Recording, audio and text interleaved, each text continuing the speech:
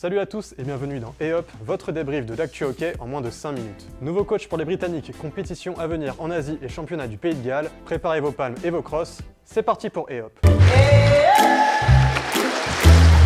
La sensation de la semaine n'est pas venue des bassins mais des réseaux sociaux. La joueuse sud-africaine Ellen Van Rijn a posté un guide pour aider les nouveaux joueurs à mieux comprendre le hockey. Un document sous forme de visuel en libre accès qui a été publié sur la page Facebook UWH Coaching Forum. Le post a déjà dépassé les 200 j'aime et a été partagé plus d'une centaine de fois. Une belle initiative qui nous paraissait important de souligner. Même après le Nautilus, on va continuer de parler un peu du Royaume-Uni. La fédération anglaise a officialisé l'arrivée de 2 nouveaux membres dans le staff de l'équipe U19 féminine. La team Southwest peut être fière car Aaron Lindsay et Tom Burgess rejoignent Belinda Archer. Les deux joueurs ont plus de 15 ans d'expérience dans le hockey et ont disputé 2 compétitions internationales ensemble en 2013 et en 2015.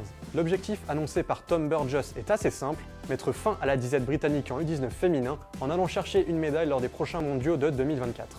Comme on dit en Angleterre, wait and see.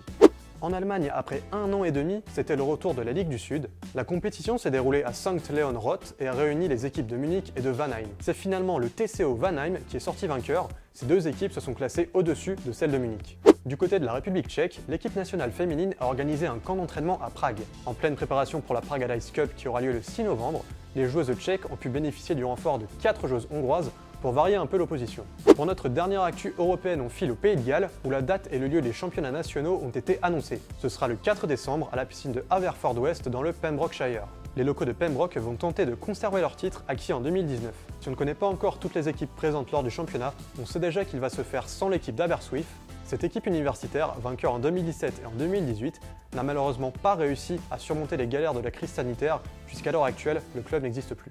Pour ce qui est de la compétition, on vous tiendra évidemment informé dès qu'on aura du nouveau. On va traverser le globe pour se rendre en Malaisie où un tournoi 4-4 est prévu pour décembre. Si les championnats nationaux n'ont pas pu se dérouler à cause de la crise sanitaire, la Malaisie se rattrape avec ce tournoi organisé par le club de Kuala Lumpur. Les joueurs sont répartis dans différentes équipes, un peu à la manière du potluck américain dont on a déjà parlé il y a quelques semaines. Des coachs classent des joueurs dans différentes catégories, en fonction de leur niveau de jeu et de leur expérience. Ils choisissent ensuite un capitaine et un vice-capitaine avant de répartir aléatoirement le reste des joueurs. Et voilà, ce EHOP est terminé, on se retrouve vendredi prochain pour continuer à débriefer l'actu hockey. Salut à tous!